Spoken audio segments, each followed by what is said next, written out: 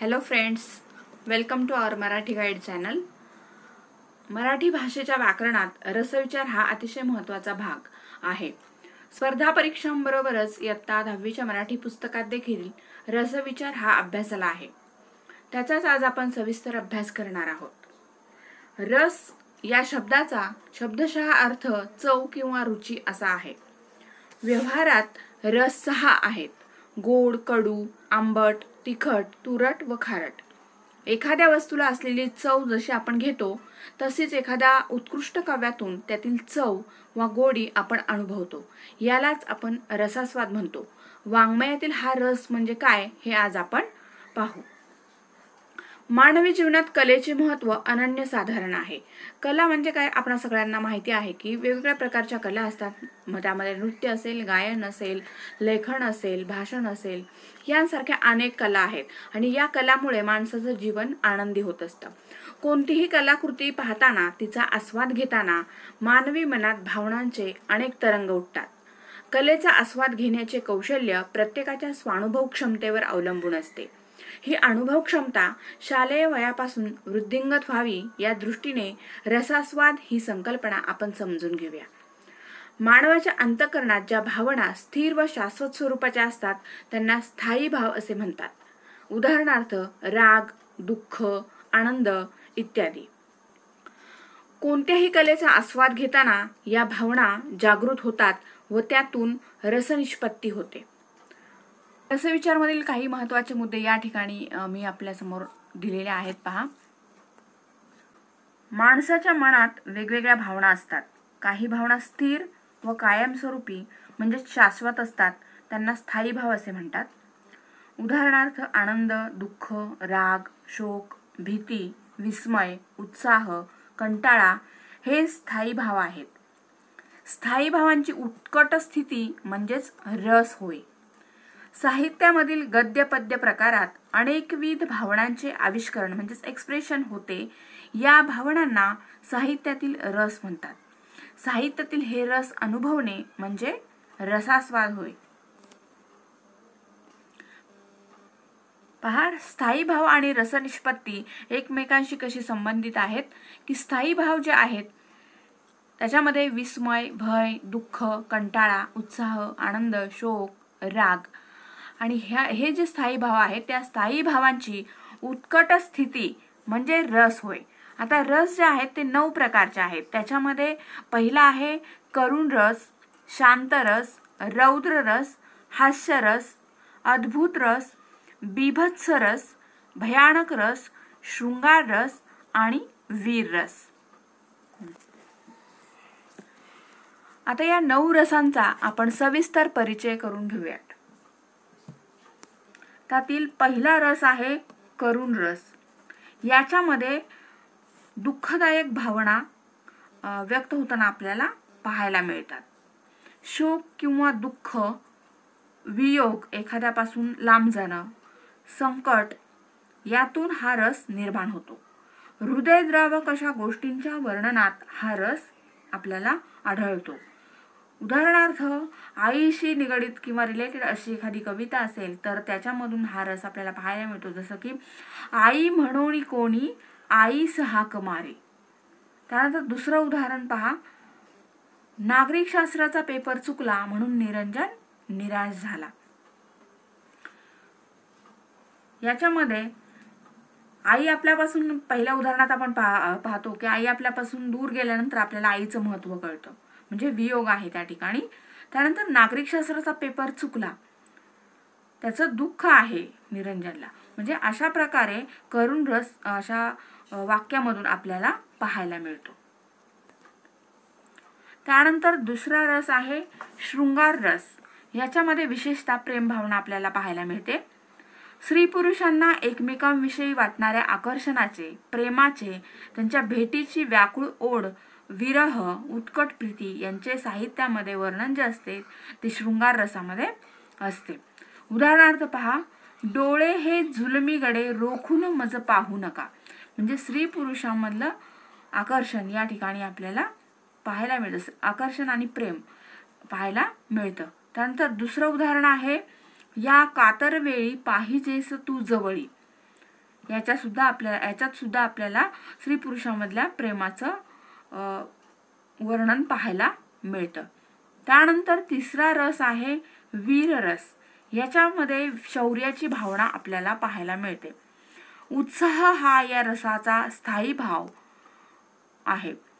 पराक्रम, शौर्य, धीरोदात्त प्रसंग यांच्या वर्णनांतून हा रस निर्माण होतो. उदाहरणार्थ, गरजा जय जयकार, क्रांतीचा गरजा जय जयकार. त्यानंतर दुसरं उदाहरण आहे उठा वीर हो लढा लढा.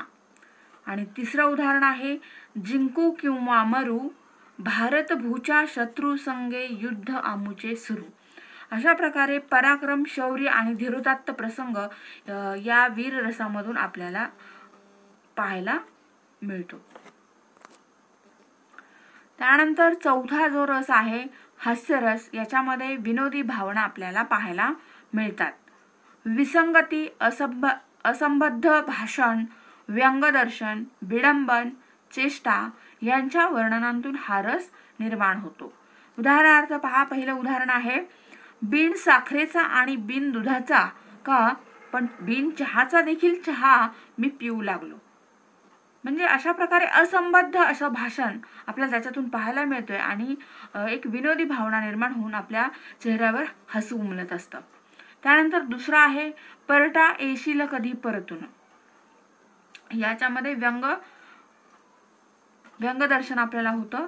त्यानंतर तिसरं आहे व्यंग किंवा विडंबन केलं जातं, चेष्टा केली जाते असं त्या दुसऱ्या उदाहरणामध्ये पाहायला मिळते. त्यानंतर तिसरा तू छोकरी नाही सुंदरी, मिस्किल बालची सुंदरी, काळा कभिन्न मी फत्तरी, तू काश्मीरातली गुलदरी.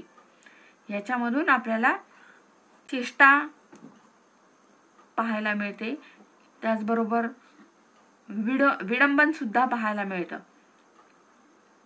त्यानंतरचा पुढचा रस आहे रौद्र रस. याच्यामध्ये रागाची अतिशय तीव्र अशी भावना या रसामधून आपल्याला पाहायला मिळते. क्रोध, संताप, निसर्गाचे प्रलयंकारी रूप, विध्वंस यांचं साहित्यामध्ये जे वर्णन केलेलं असतं ते रौद्र रूपातलं असतं. उदाहरणार्थ डमडमत डमरुये, खनखनत शूलये, शंख फुंकित येई येई रुद्र. याच्यामध्ये क्रोध, संताप आपल्याला या ठिकाणी पाहायला मिळतो. त्यानंतर दुसरं उदाहरण आहे पाड सिंहासने दुष्टती पालथी, ओढ हत्तीवरुणी मत्त नृप खालती, मुकुट रंकासी दे करटी भूपा प्रती, झाड खटखट तुझे खडग रुद्रा. या उदाहरणामधून सुद्धा संताप आपल्याला पाहायला मिळतो, क्रोध पाहायला मिळतो. त्यानंतरचा पुढचा रस आहे भयानक रस. याच्यामध्ये भीतीची भावना विशेषतः आपल्याला दिसून येते. भीतिदायक, भयानक वर्णने, मृत्यू, भूतप्रेत, स्मशान, हत्या, क्रूरता इत्यादींच्या वर्णनांतून हा रस आढळतो. उदाहरणार्थ पहिलं उदाहरण आहे कापऱ्या वाऱ्यात ज्योती, गूढ हालते सावली, घुमटामधुनी फडफड करीती, भूते नाचती खाली. म्हणजे अशा प्रकारे भीतिदायक असं वर्णन केलेलं असतं. भूतप्रेतांशी रिलेटेड या ठिकाणी पहिल्या उदाहरणात आपल्याला पाहायला मिळते. दुसऱ्या उदाहरणात सुद्धा ओढ्यात भालू ओरडती, वाऱ्यात भूते बडबडती, डोहात सावल्या पडती. अशा प्रकारे अतिशय भीतिदायक भयानक वर्णनं या भयानक रसामध्ये केलेली असतात. त्यानंतरचा पुढचा रस आहे बिभत्स रस. किळसवाणी, घाणेरडी भावना या ठिकाणी पाहायला मिळते. किळस, ओंगळवाणे, तिरस्कार जागृत करणाऱ्या भावनांचे साहित्यामध्ये वर्णन केलेले असते. उदाहरणार्थ नाका मधुनी उंट लोंबती, उवा मातल्या केसात. म्हणजे ते उदाहरण ऐकलं तरी आपल्या मनामध्ये ते किळस निर्माण होते, घाणेरडी भावना त्याच्यातून आपल्याला जाणवते. दुसरं उदाहरण पहा शी शी तोंडाती अमंगळ असे, आधीचे हे शेंबडे आणि काजळ ओघळेवरून हे त्यातूनही रडे. अशा प्रकारे किळस किंवा घाणेरडी भावना या बिभत्स रसामधून पाहायला मिळते. त्यानंतरचा पुढचा रस आहे अद्भुत रस. आश्चर्यकारक भावना याच्यातून पाहायला मिळतात. विस्मयकारक, आश्चर्यकारक, अजब, अद्भुतरम्य भावनांचे साहित्यातील वर्णन या अद्भुत रसामध्ये आपल्याला पाहायला मिळते. उदाहरणार्थ, असावा सुंदर चॉकलेटचा बंगला, सोनेरी चंदेरी चमचमता चांगला. त्यानंतर दुसरं उदाहरण आहे, डोंगर उडाला तळ्यात बुडाला, पाण्यामध्ये चंद्रकोर, टवकारुण बग, झाड झाली एडी पिशी, खुळी लग बग. अशा प्रकारे या रसामध्ये आपल्याला आश्चर्यकारक गोष्टींचं वर्णन आढळतं. त्याच्यामध्ये काही परीकथा असतात, अरेबियन नाईट्स असतात, अलीबाबा 40 चोर सारख्या गोष्टी असतात. म्हणजे अशा प्रकारे आश्चर्यकारक गोष्टींच्या वर्णनातून हा अद्भुत रस आपल्याला पाहायला मिळत असतो. त्यानंतर पुढचा रस आहे 9वा, शांत रस. याच्यामध्ये भक्ती व शांत मनातील भावना पाहायला मिळतात. म्हणजे नावाप्रमाणेच हा शांत रस असतो. परमेश्वर विषयक भक्ती, सत्पुरुषांची संगती, देवालय व आश्रम यांच्या परिसरातील वातावरण यांच्या साहित्यातील वर्णनांतून हा रस आपल्याला पाहायला मिळतो. उदाहरणार्थ, दुनियेचा विचार हरघडी केला, अगा जगमय झालो. म्हणजे अतिशय शांत अशी भावना या उदाहरणातून आपल्याला पाहायला मिळते. दुसरं आहे, आता विश्वात्मके देवे, येणे वाग्यज्ञे तोषावे, तोषोणी मज द्यावे, पसाय दान हे. आणि तिसरं उदाहरण आहे, मातीचे हे मंगल तनमन, चैतन्याचे फिरे सुदर्शन. अशा प्रकारे या उदाहरणांतूनच आपल्याला अतिशय शांत भक्तिपूर्ण वर्णन पाहायला मिळतं आणि म्हणूनच या रसाला शांत रस हे नाव दिलेलं आहे. वाङ्मयातील 9 रसांची ओळख आपण करून घेतलेली आहे. एखाद्या कवितेत एकच रस असतो असे नाही, निरनिराळे रसही आपल्याला पाहायला मिळतात. आणि या रसांच्या आधारेच आपल्याला काव्याचं रसग्रहण सुद्धा करता येत असतं. आणि आपण 10वीच्या अभ्यासामध्ये हे रसग्रहण करायला कवितेमध्ये आपल्याला दिलेले असते. अशा प्रकारेच काव्यातील वैशिष्ट्य ओळखून त्यातील रस ओळखून आपण रसग्रहण करू शकतो. त्यासाठी सुद्धा हे रस आपल्याला इयत्ता 10वीच्या पेपरमध्ये 2 मार्कांसाठी रसविचार आपल्याला अभ्यासाला येतो. आणि त्याच्यामुळे आज मी रसविचाराचं सविस्तर